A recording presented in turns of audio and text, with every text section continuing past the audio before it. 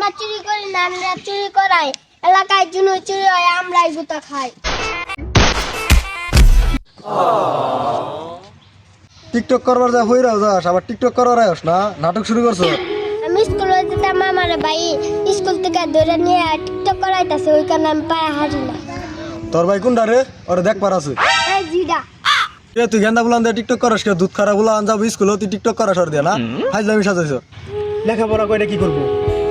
নাকি চুল কাটিয়া দিন করে তোমার গাড়ি দিয়ে ঘুরে, সেই কারণে টিকটক করাইতেছি, আমরাও গাড়ি দিয়ে ঘুরবো।